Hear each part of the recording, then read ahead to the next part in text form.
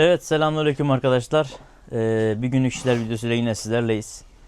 Herhalde bu ya son ya bundan sonra bir tane çekebilirsek çekeriz. Günlük işler videosu olur. Çünkü artık kurban şeyine giriyoruz. 30'dan geriye düştük. Şu anda 28-29 gün falan var. Yavaş yavaş zaten hazırlıklara başladık. Kesim yerindeki o işler olsun, hayvanlar olsun. Çünkü bir ay sonra bu da bizim için bir sınav. Bir ay sonra hazırlanmamız lazım. O gün eksik bir şekilde geçirmemiz için. Şimdi arkadaşlar bu videonun sonunda güzel bir sürprizimiz var. Bir şeyimiz var, onu göstereceğiz. Öncelikle bir işlerimizi halledelim. Daha sonra yavaş yavaş onu da size gösteririz. Şimdi arkadaşlar buradaki ahırımıza girelim. Önce hayvanlarımızın altını temizleyelim. Daha sonra besilerine geçebiliriz hayvanlarımızın.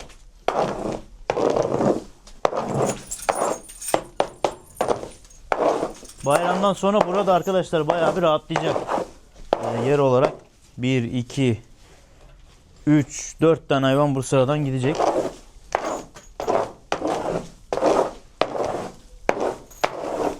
Bakalım hayırlısı. Şu anda zaten hayvanımız kalmadı gibi bir şey. Sadece son hayvanımızda 4 hisse var. Açık olarak. Onu da normalde toptan satacaktık. Şimdi şöyle oluyor. Son zamanda kalan arkadaşlarımız oluyor. Hisse bulamayıp da ortak bulamayıp da gelen. Biz dedik açalım hisseye. Çünkü geçen sene son 20 gün 3 tane hayvanı hisseye verdik. Ama hayvan almayacağım arkadaşlar. Bitse de gerek yok artık. Başka işlere odaklanmamız lazım. Bunları sağ salim kesip teslim ettik mi bizim işimiz tamamdır. Şimdi arkadaşlar bayramdan sonra bazı arkadaşlar yorumlar yazmışlar. Bayramdan sonra işte abi tatil var mı işte falan filan diye. Maalesef öyle bir şey yok. Tatilden sonra bir 30 dönüm reygras bizi bekliyor. Onları bir çip bağlatacağız.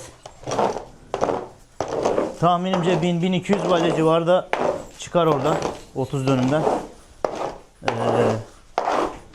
Daha sonra arpalar geliyor zaten. Arpalar biçilecek.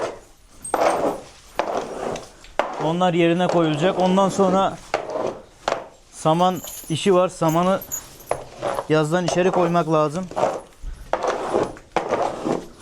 Ondan sonra da mısırlar var. Daha sonra hiç kalmıyor. Bizim için aslında tatil Ağustos'tan sonra, yani Eylül, Ekim, Kasım gibi. Ondan sonra biz boşa çıkıyoruz.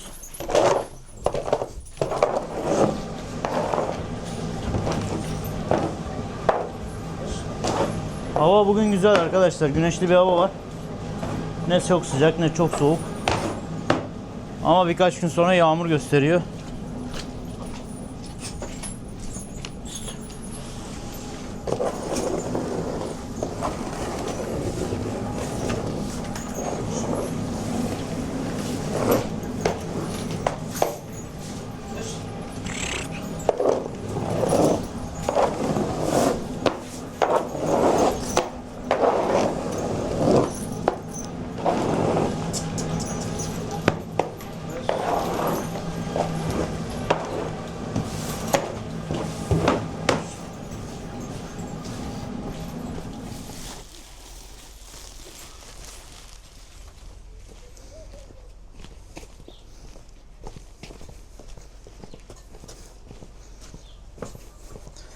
Aslında arkadaşlar inekleri salmaya bir yerimiz olsa dışarıda reygras biçip getirebiliriz hayvanlara ama böyle bir yerimiz yok. Ahıra taşımak da ekstra bir yorucu.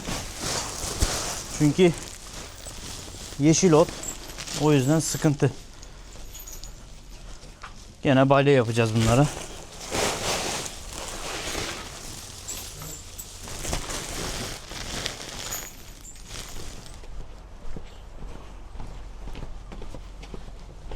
Zaten silajımız da bir haftalık falan kaldı.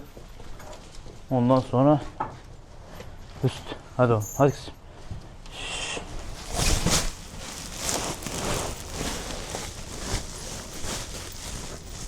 silajda bitecek. Zaten danalarınkini kestik. 15 gün falan oldu.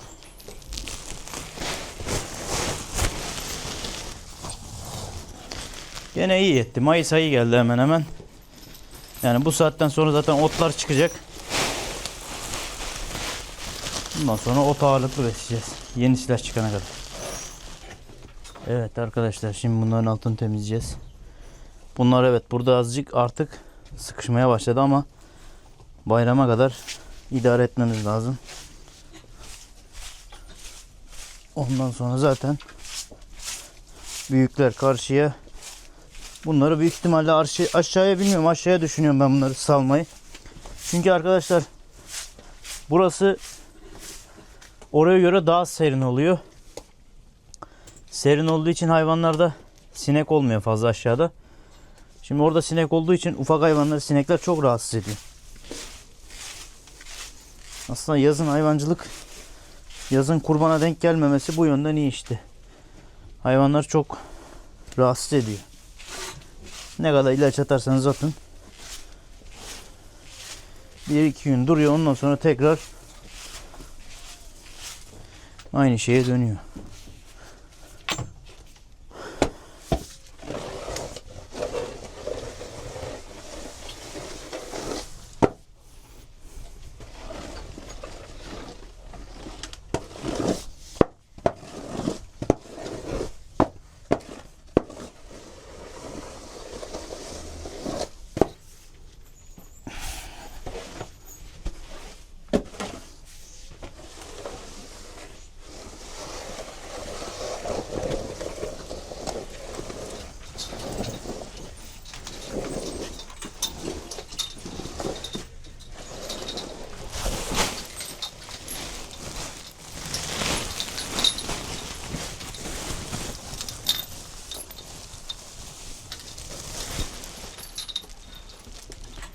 Şimdi bunların yemini verelim.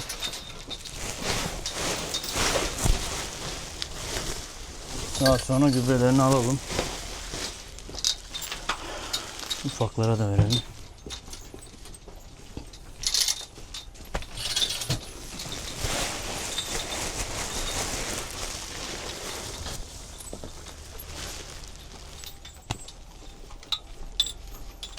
Geç.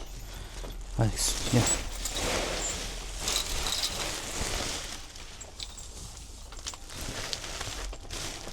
Hay.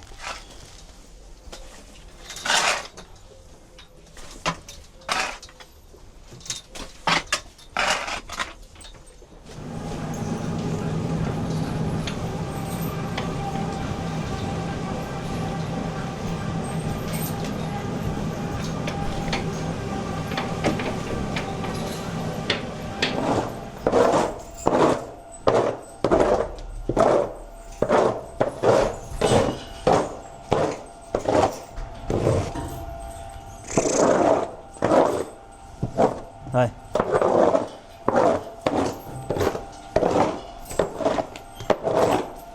Evet arkadaşlar, şimdi kurbanlıklarımızın yanına geldik. Yemimiz de yapılıyor şu anda.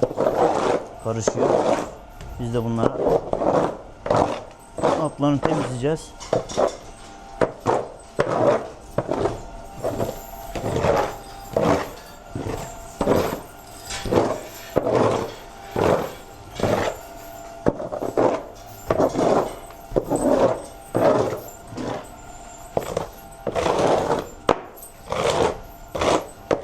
Valla talaşta fazla atınca gübreler sanki ufalıyor. Vuruyor ya. Şşt, haydi oğlum geç. Şşt, haydi. Dön.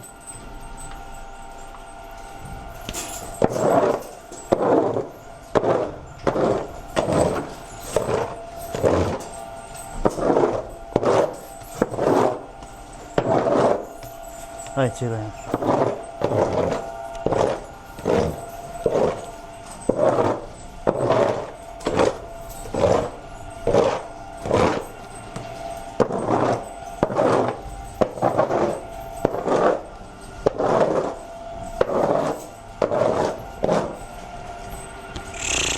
Hay.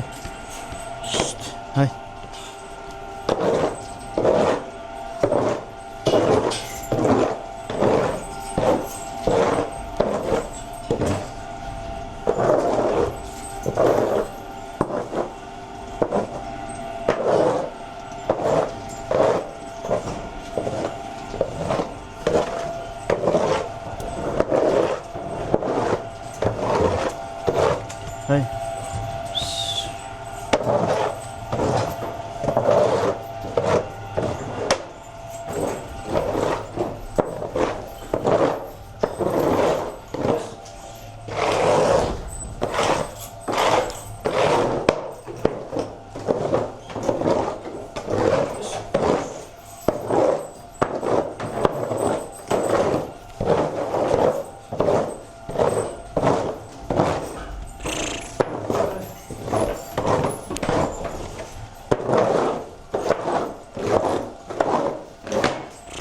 Hay. Şşt. Hıst. Hadi oğlum hadi. Şşt.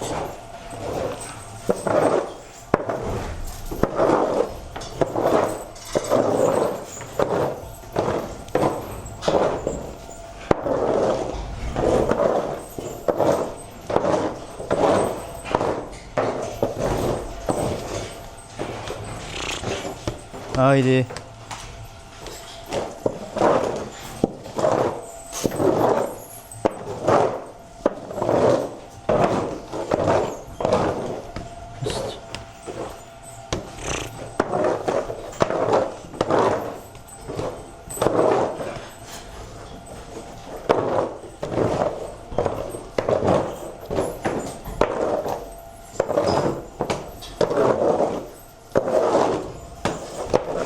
Şimdi gübremizi atalım.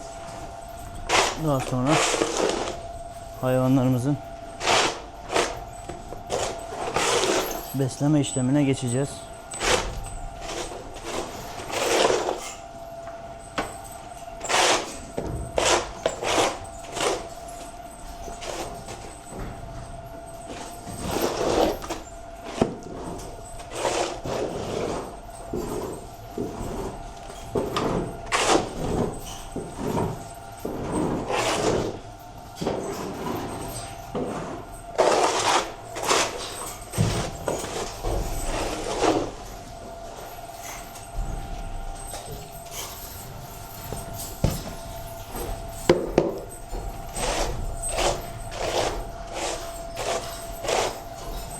Hadi çek ayağını.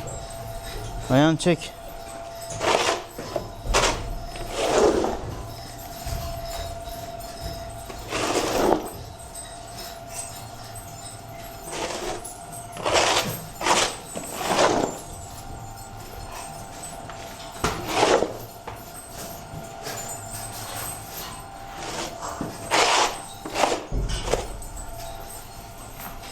Heh.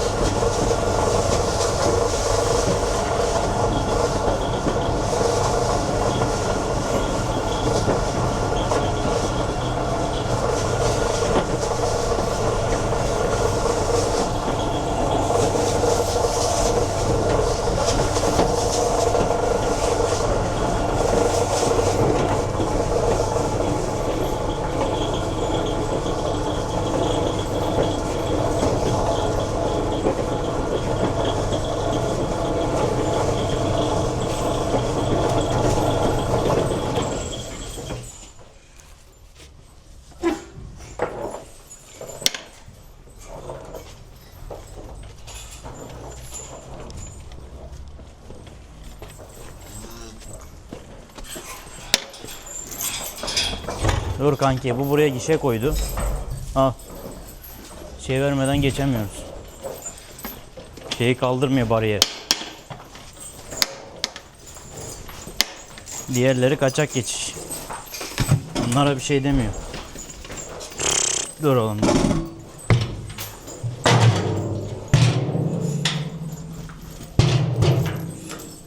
Hay. Şşt.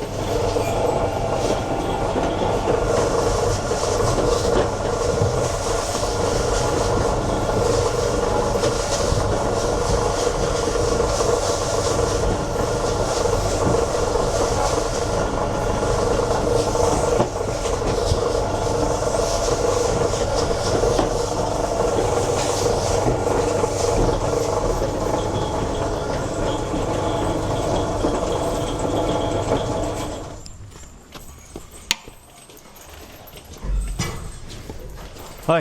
Şşt.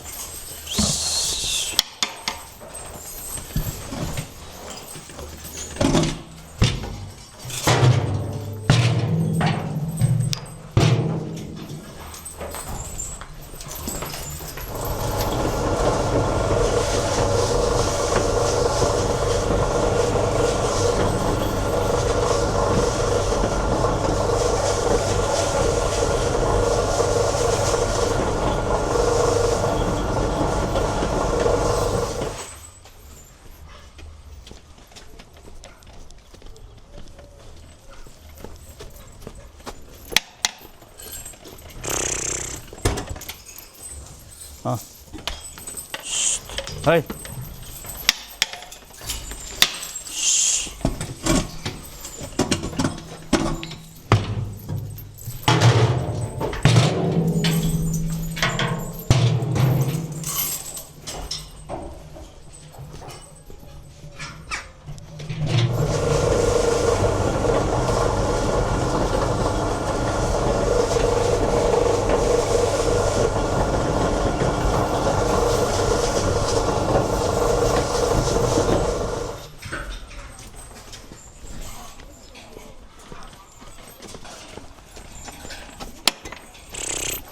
Haydi. Şşt. Şşt.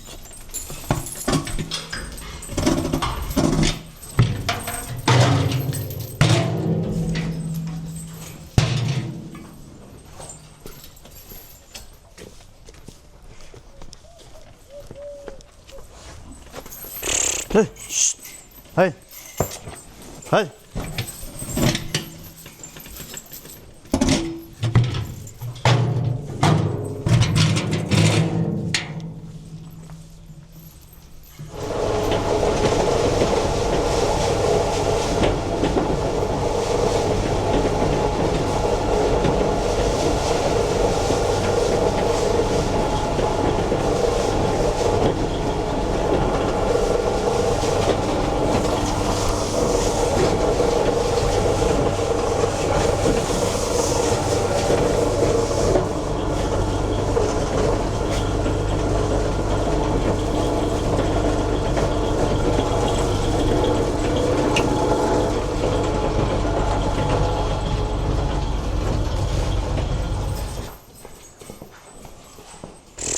Haydi.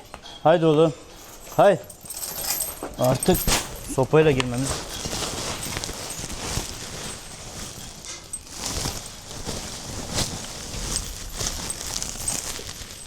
Samanlar bu sene iyi arkadaşlar, hayvanlar. Çöpüne kadar yiyor vallahi.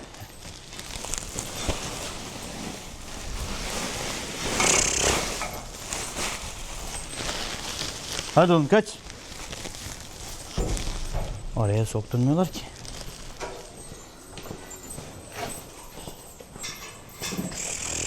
Hay. Geç.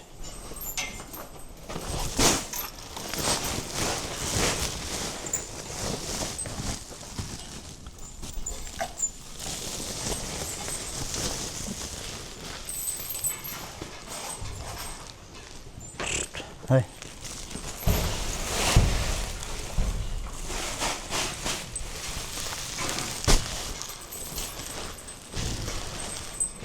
Haydi. Kaç. Şşt. Hey. Şşt.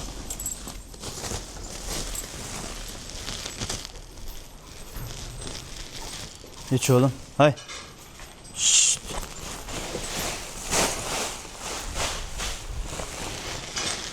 Tamamdır.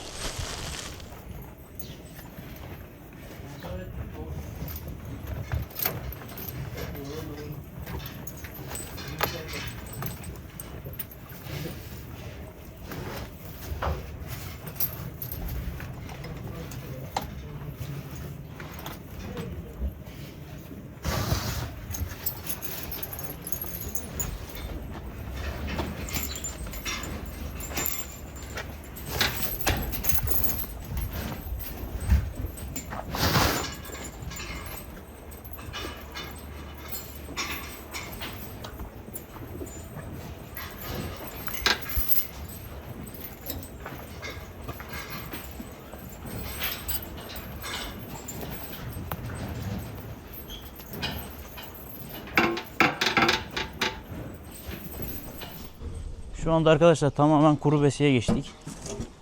Mısır silajını kestik biliyorsunuz. Silaj aslında arkadaşlar çok güzel bir madde. Yemin daha kolay yapılmasını sağlıyor. Yemin nemlendiriyor samanı. Makinenin daha çabuk yapmasını ve hayvanların daha iyi yemesini sağlıyor. Silaj pancar gibi bir şey değil arkadaşlar. Yanlış anlamayın. Şimdi küspe şeydir diye. Silaj çok güzel bir madde. Biz bundan önce mesela kurbanlık yapmadığımız zamanlar, sakızı çıkaralım. Bundan önce kurbanlık yapmadığımız zamanlar, yani biz kendimize kurban keserken bayram sabahına kadar silaj veriyorduk. Yani hayvanlarda ette koku, moku hiçbir şey yoktu. Çünkü kaliteli bir mısır silajı çürütmediğiniz sürece öyle bir koku olmaz. Zaten bu nişasta arkadaşlar, mısır. Yani hayvana öyle bir şey etkisi yok.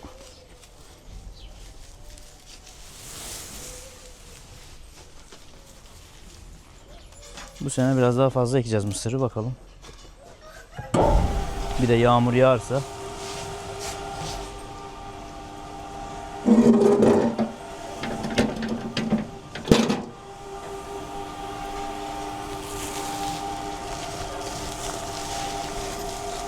Hadi bakayım.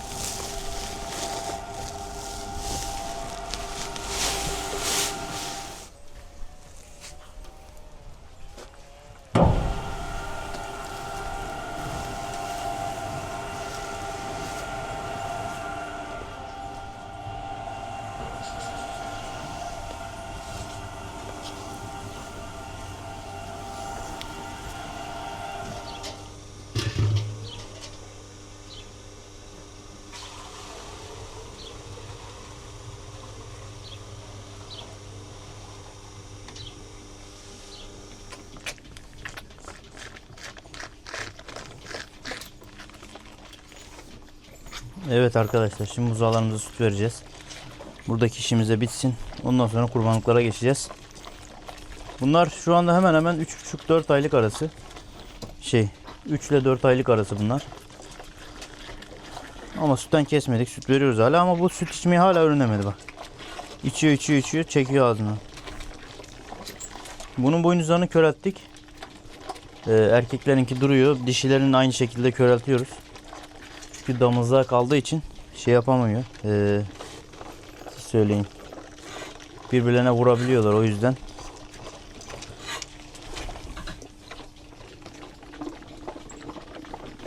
Bunun da zaten özel bir yakma aleti var arkadaşlar. Öyle eski yöntemlerle falan yapmıyoruz. Özel bir aleti var, şöyle boynuz koteri diyorlar.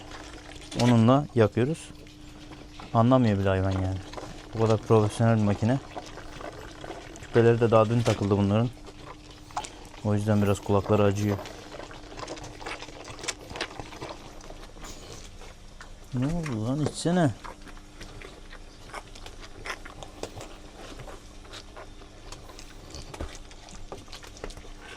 Allah Allah. Değişik değişik süt içiyorlar bu sene ya. Bir tek şu dana güzel içiyor.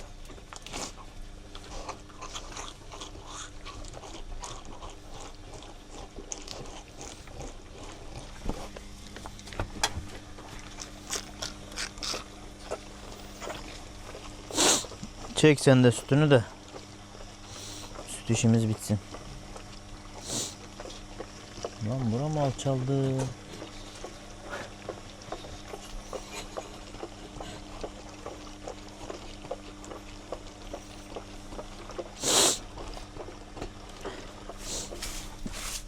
Bir temizlik daha yapalım. Ondan sonra yatın.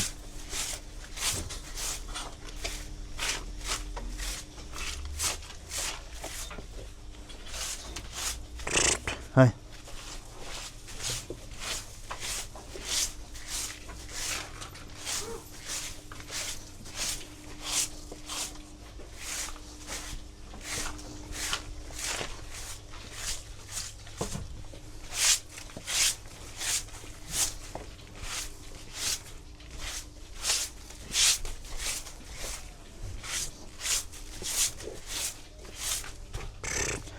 Hadi oğlum.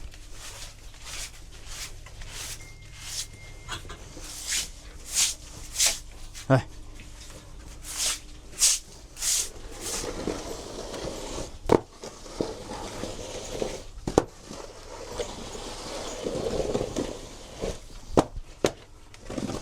Hay.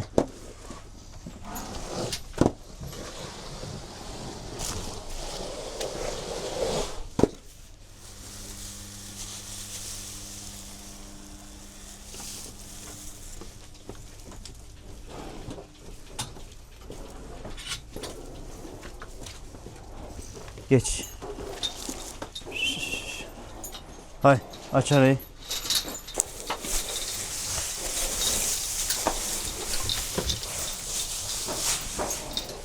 Dön tarafa.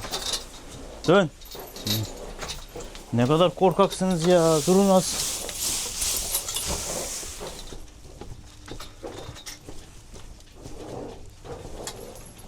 Geç oğlum. Geç. Hay.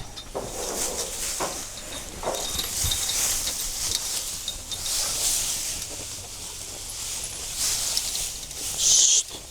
Haydi. Dur bir dağıtayım dur. Ye ya. Tamam dokunmuyor.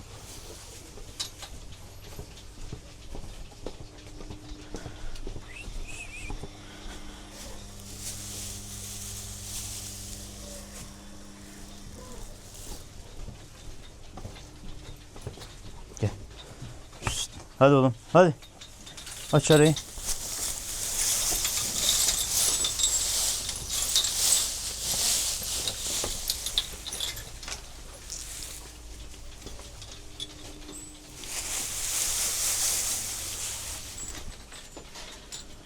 Şunları da verelim tamam.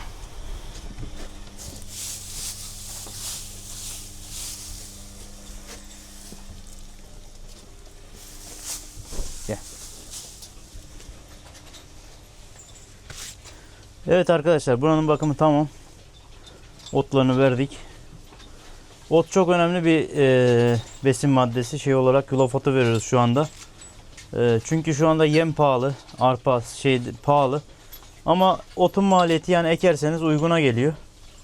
Hayvanların böyle bu tür hayvanların beslenmesine de iyi oluyor. Yani şu anda bir çuval arpa 40 kiloluk bir çuval arpa şu anda 850-870 lira civarında. Bayağı pahalı yani kilosu 21-22 liraya geliyor.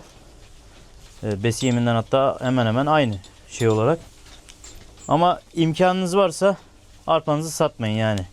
Kendiniz bir makine alın, kırın veya ezin, verin hayvanlarınıza. Çünkü almayla yetişilmiyor şeye, beslemeye. Çünkü maliyetler artık bayağı bir yükseldi. Evet arkadaşlar şimdi altlarını temizliyoruz kurbanlıklarımızı.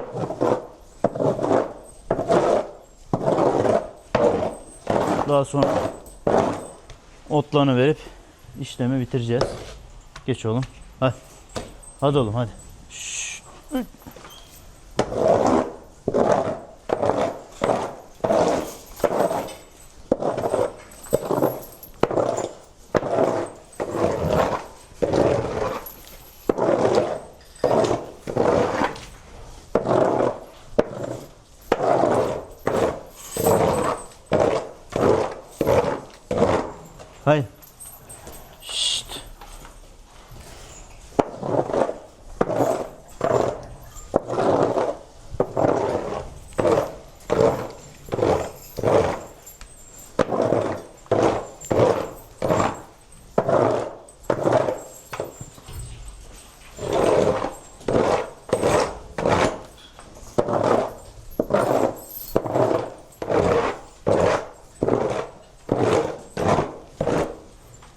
Haydi oğlum.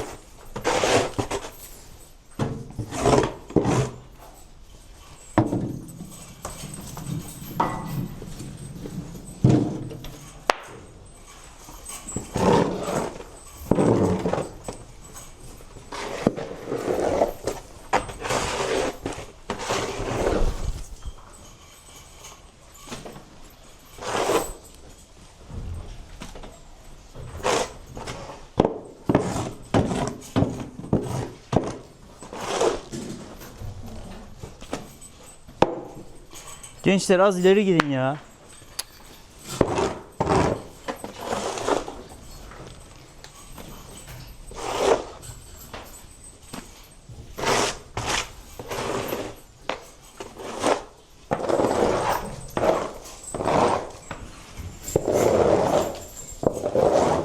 Şşt, haydi. Haydi oğlum. Arkadaşlar bu danaya bir karkas tahmininde bulunabilir misiniz? Şöyle çevireyim. Bakın arkadan önden.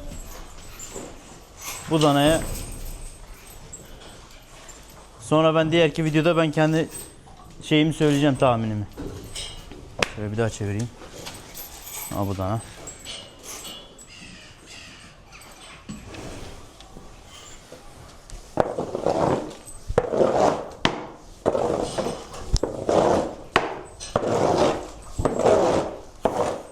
Geç oğlum.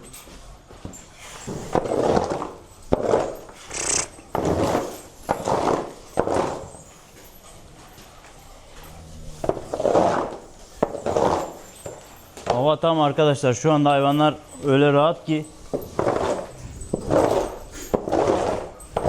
Yani şu an ahırda sıfır koku. Hiç koku yok.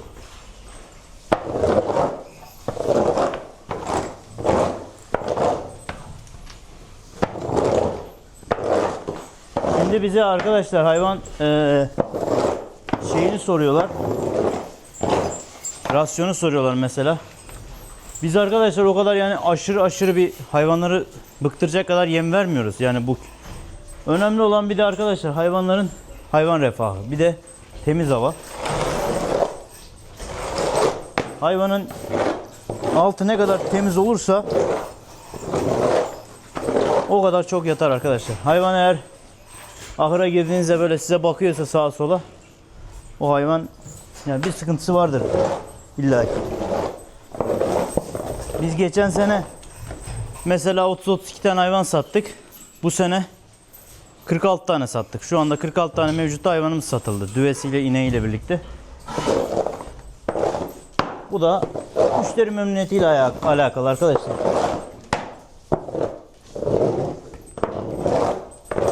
Yani temiz yapacaksın. İşinizi elinizden geldiğince. Ben şimdi bu hafta içi şu kesim yeri bir işe hafiflerse bu hafta değil önümüzdeki haftalarda hava biraz ısındığı zaman yıkamayı düşünüyorum hayvanları. Bir tozları silinsin.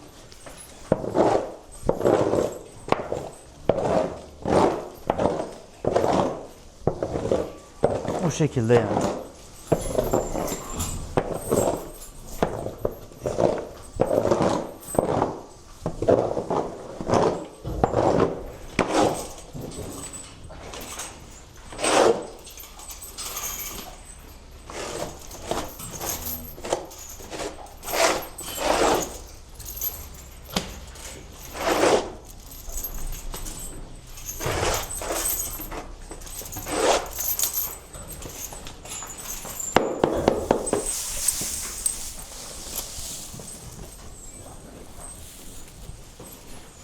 Hadi oğlum. Geç.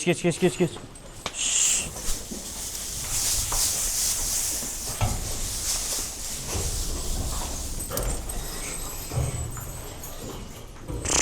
Hay.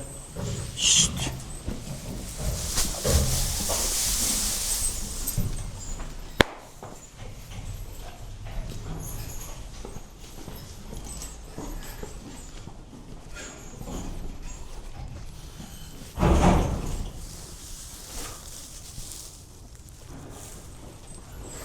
Evet arkadaşlar, hayvanlarımıza şimdi dediğim gibi yulaf otu veriyoruz. Önleri boş kalmasın. Geç oğlum.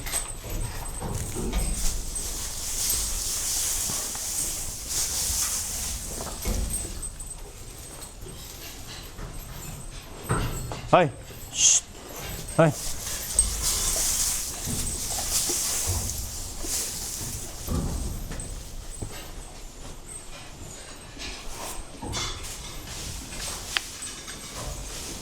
Yiyin. Bayram az kaldı.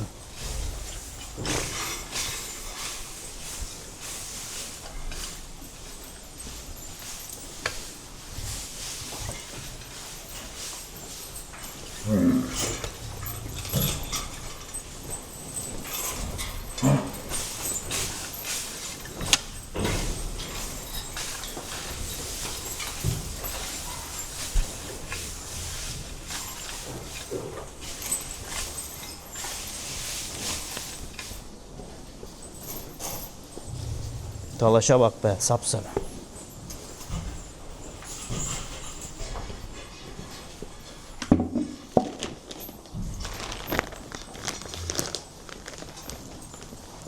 Arkadaşlar bu sene kullandığımız talaş bir 300 çuvalı geçmiştir hemen.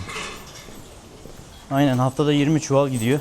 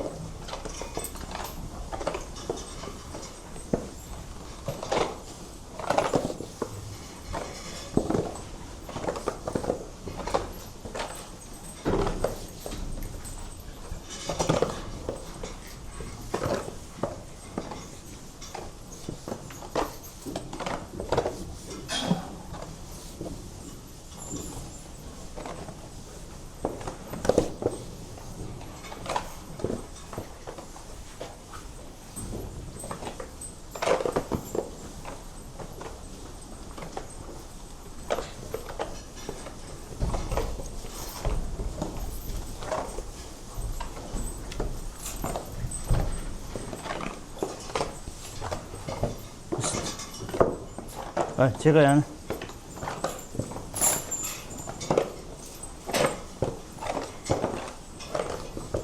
Haydi.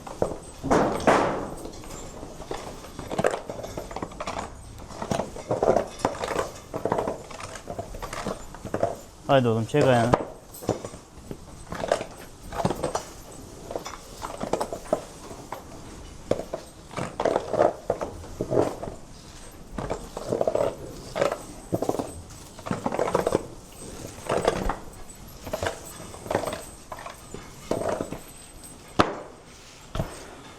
Evet arkadaşlar, şu anlık hayvanlarımızın bakımını bitirdik.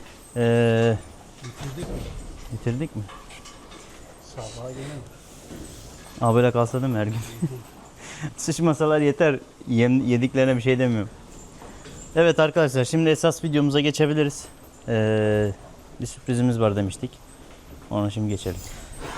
Evet arkadaşlar, biliyorsunuz kurban yaklaşıyor. Kurbanda kullandığımız ekipmanları soran arkadaşlar var. Kesim bıçağı alacağız diyen arkadaşlar var. Ne kullanıyorsunuz diyen arkadaşlar var. Biz de onun için bu sene Eftik'le çalışmaya karar verdik. Yani Eftik güzel bir marka. Zaten bizim daha önce kesim bıçaklarının arasında olan bir marka. Şöyle gördüğünüz gibi bu bizim her seneki kullandığımız. Ben kellede de kullanıyorum bu bıçağı.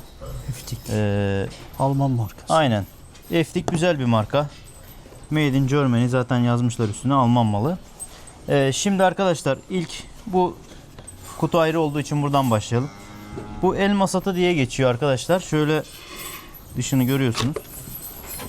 Bunu şu şekilde çıkaralım. Çok basit bir kullanım şekli var.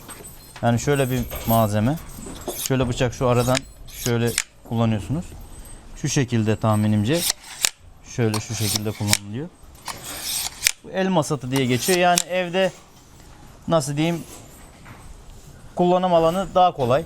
Herkes kullanabilir bunu. Masattan daha kolay. Hiçbir tehlikesi falan yok. Şöyle şu şekilde gördüğünüz gibi. Bayanlar da kullanıyor. Aynen öyle. Bunu kutusuna koyalım. Diğer ürünlerimizi tanıtalım. Şunu kenara koyalım. Şöyle güzel bir kutu hazırlamışlar. Bıçak geçen sene kurbandan çıktı ama gene de gayet güzel kesiyor.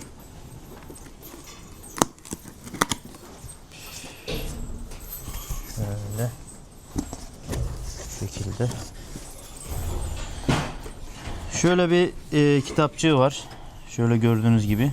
Bu bıçakların, masatların kullanım kılavuzu gibi bir şey. Şöyle şu şekilde. Şuradan başlayalım. Burada ne göndermişler. Biz de kutunun içini açmadık. Ne gönderdiklerini bilmiyoruz. Arkadaşlar bu herhalde şey olması lazım. Evet. İşkembe indirme bıçağı. Şöyle gördüğünüz gibi bunun burnu kavisli bir şey şekilde. Burası kesmiyor yani. Bu iç kısım kesmiyor. Pardon, şu altı kesiyor. Şöyle şu şekilde içeri soktuğunuz zaman işkembeyi böyle delmiyor. Yani Bakayım. gördüğünüz gibi. Bir dakika. Bu alttan yukarı. Hani Hayır, hiç- yukarıdan aşağı. alttan yukarı. Alttan yukarı olmaz. Yukarıdan Olur. aşağı indirebilirsin bunu direkt. Burası kesmiyor zaten. Ucu kesmiyor bunu. Kasaplar böyle alttan alıyor ya. Ya o şey bıçak bu. Onlar işkembe için özel üretmişler bunu. Çok güzel ama. Bunu da kullanacağız. Arkadaşlar biz bu sene Eftik'in bıçaklarını yani kullanacağız. Birinci gün de kullanacağız da ikinci gün Eftik için yani böyle kullanım alanları hangi bıçaklar olduğu, mesela paça açmada, kafa kesmede, atıyorum işkembe indirmede, o hepsini ayrı ayrı bir videoda yapacağız onu. Herkes daha iyi görsün, anlasın diye. Burada arkadaşlar az önceki bizim yani geçen yılki kullandığımız bıçaklardan var. Şu şekilde. Bunlar kelle için de kullanabilirsiniz. Et doğramak için de kullanabilirsiniz. Gayet arkadaşlar bıçaklar keskin, güzel. Çok Şöyle güzel gördüğünüz gibi. Vallahi. Biz her sene kullanıyoruz ki bundan, ben bıçağın yabancısı değilim yani. Bu içindekiler aynı olması lazım hepsinin. Aynen. 5 adet. Aynen. Şu şekilde kapatalım bunu. Kutularını da koy da o karışmasın. Kapatalım. Şimdi bu bıçağımızı buraya koyduk. Çıkardıklarımızı istersen arkaya koy. Karışmasın bir daha. Burada ne varmış? Burada da arkadaşlar bunlar da herhalde et sıyırma bıçağı olması lazım. Yani uçları sivri olduğuna göre şu şekilde 2008, 2006, 15 yazıyor. Zaten bunları eğer siz bize sorarsanız biz size zaten Instagram, WhatsApp numaramız da var. Oradan yardımcı oluruz. Nereden alacaksınız, nasıl alacaksınız diye. Şimdi burada bunlar da büyük ihtimalle deri yüzme bıçağı olması lazım. Şu şekilde gördüğünüz gibi. Bıçaklar gayet güzel. Tutuşu falan da iyi. Yani Eftik fiyat olarak da öyle aşırı bir piyasanın üstünde bir bıçak, fiyatların üstünde değil. Yani kalitesine göre fiyatları uygun. Zaten biz şeyi aşağı bırakırız siteyi, siz oradan incelersiniz. Bu deri yüzme. Şurada bir adet kitapçığı var. Bunu bize şey yapalım diye gönderdiler. Şöyle size göstereyim. Şöyle şu şekilde bütün bıçaklarının isimleri, kodları var burada. Yani adamlar şeyine kadar yapmışlar arkadaşlar. Şurada masatlar var, görüyorsunuz. Masatları da göstereceğiz. Zaten masat konusunda bir numara Eftik arkadaşlar. Eftik'in üstüne masat yok. Bizde de bütün masatları, daha önceki seneki aldığımız masatlar hepsi Eftik. Bunlar da deri yüzme ama bunlar deri yüzmenin biraz daha değişik bir versiyon herhalde. Aynen. Ucu biraz daha kavisli. Şöyle şu şekilde gördüğünüz gibi. Deri yüzme bunlar. Yani arkadaşlar öyle sağda solda şey bıçaklar satılıyor. Atıyorum daha uyguna ama kurban günü bıçağınız şeyiniz iyi olması lazım. Eğer kötü olursa bu sefer öğlen de başlarsınız kolunuzu ağrımaya, kol gücüyle kesmeye. Şimdi bıçak iyi olduğu zaman işte hızlı gidiyor. Şey de iyi oluyor. Şimdi bunlar ne? Masat. Masat olması lazım. Bir bıçak. Bunlar herhalde filoto bıçağı. Aynen. Bunlar da et sıyırma, kemik sıyırma arkadaşlar. Şöyle filoto bıçağı. Şöyle ucunu açtığınız zaman sivri, şöyle yani kemik sıyırmacılar daha iyi bilir. Ucunu kapatalım da kakılmasın bir yere. Evet, bu da tamam. Ürünleri öyle gösterip geçiyorum ama siz yani eğer bilgi almak isterseniz Instagram yoluyla bizim numaramız zaten var. Oradan bize yazabilirsiniz. Her türlü yardımcı oluruz yani. Sorma konusunda. Bunlar ne? Bunlar da aynı herhalde. Bunlar biraz daha onların yassısı. Evet. Bunlar biraz daha kavisli arkadaşlar. Şöyle gördüğünüz gibi şöyle biraz sırt gidiyor böyle. Yani güzel. Güzel güzel. 10 numara.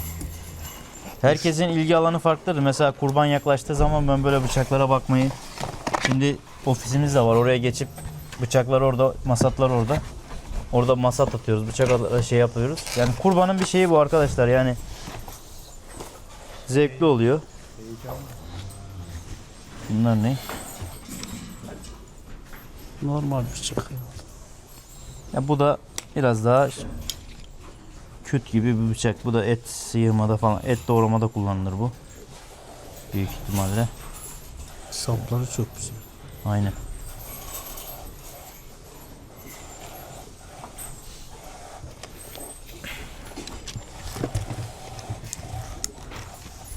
Bunların hepsinin zaten kodu var.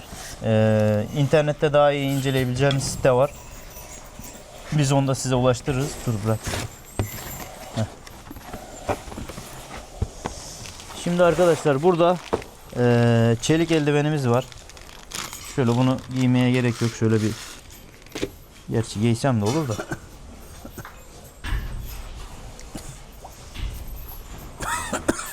Şeritçiye giydir. Ha? Şeritçiye giydir. Girdi. Bunun arkadaşlar şöyle şu şekilde çelik eldiven. Ama biraz ağır yani şey olarak. Şeritçi olmaz bu şeritte sıkıntı bu. Parmak şeridi bir kaptığı zaman bütün parmakları götürür. Allah korusun. Bu bıçak. Et doğramaz. Şöyle göstereyim ben sana. Et atarken. Et atarken. Ne oldu? Güzel Kesmez abi. Aha. Dur yeter. Bir şey olmazsa korkma. Korkma. Abi ben önceden denemedim ha, ilk defa şimdi deniyorum. Öyle gelişi güzel yaptım yani arkadaşlar. Tehlikeli. Bunlar da arkadaşlar şey çelik eldivenlerin gergi aparatı. Şimdi bunu takmayayım. Şöyle şu şekilde ele geçiyor. Buraları böyle gerdirmesi için, şöyle parmak aralarını, zinciri gerdirmesi için, elinize sallanmasın diye. Burada arkadaşlar bir adet kütüklük göndermişler. Şöyle. Bu da güzel bir, şöyle göstereyim size. Kütüklüğümüz böyle. Bunun kemeri var bir de. Şöyle şu şekilde. Zaten en son bana ayarlıydı şey olarak. Şöyle şu şekilde taktığınız zaman. Hı. Bu da böyle yanına taktığınız zaman tamam. Ha? O masat. Bu fark etmez. Sol aksan sola takarsın. Sağ aksan sağa takarsın. Tamam, bunu da koyalım. Şimdi asıl şeylere geliyoruz arkadaşlar. Eftik'in uzman olduğu yere geliyoruz. Bunlar kitapçıkları. Şöyle gördüğünüz gibi. Şöyle şu şekilde.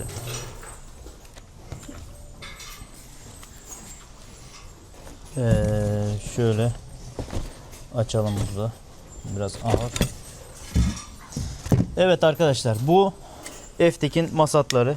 Şöyle gördüğünüz gibi. Dik 2000 yassı masat. Şöyle bıçağımız da buradayken bunlarla bir masatta deneyelim. Bu yassı bir masat, dikin. Şöyle bir iki masat atalım. Masata attığınız zaman zaten bıçak böyle bir şey yapıyor, yani anlıyorsunuz şey olduğunu. Çok masat konusunda iyi değilim ama İki tane de burada var. bu şekilde. Dur şimdi onları tanıtacağız. Bu Dikin 2000 modelinin yassı modeli arkadaşlar. Şunu kapatsana sen.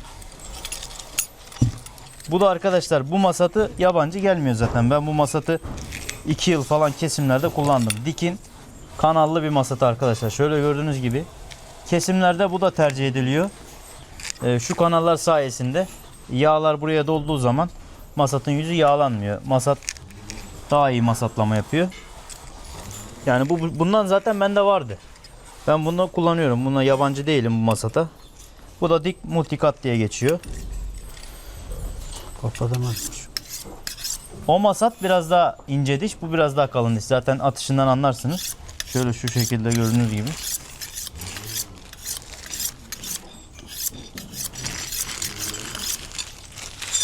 Bu masatımız da böyle. Bir de burada var. Esas masat bu. Arkadaşlar ben bu masatı çok istiyordum. Yani şey olarak Eftik Balkan masat bu. Yani bunu çok şey sapından şey yapabilir. Bunu işin uzmanları bilir. Sapı bile yok, nasıl masat diyebilirsiniz ama bu masatın özelliği bu. Şöyle şu şekilde gördüğünüz gibi. Eftik Balkan diye geçiyor bu masat. Şöyle şu şekilde şuna da masat atalım. Şunları şöyle elinizin önüne almanız lazım Gözüm ki görmüyor. bıçağı vurduğu zaman elinize gelmesin. Bu masat güzel. Yani kesimde daha çok tercih edilen bununla şu Multicut kanallı masat. Şu ikisi daha çok kullanılıyor. Zaten şu masatı da bizim kesimde Mustafa var. Kardeşimiz. O kullanıyor. Yani her masatta var yani. Eftik masatın üzerine, dediğim gibi Eftik'in üzerine yok masatta. Eftik'in burada olmayıp da daha güzel masatları da var. Yani onları da inceleyebilirsiniz. Onlar da güzel masattır. Yani Eftik'in her türlü masatı iyi. Başka Kutuda var, o da masat. bu da mı masat? Bu şey. Bıçakmış. Bunlar bıçakmış. Bunu altta kalmış. Bunu görmedim. Bunlar da şey. Yine fileto bıçağı. Biraz daha hafif. Ha? Balık değil. Bu et sıyırmacılar için. Balıkta falan kullanılır.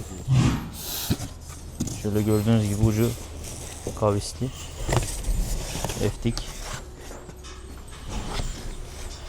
Ergo grip. Et sıyırmaya bir numara bu bıçak. Hafif. Bir de ucu da kavisli, ince. Bunu da kapatalım. 4 tane de ondan var burada. Tamam.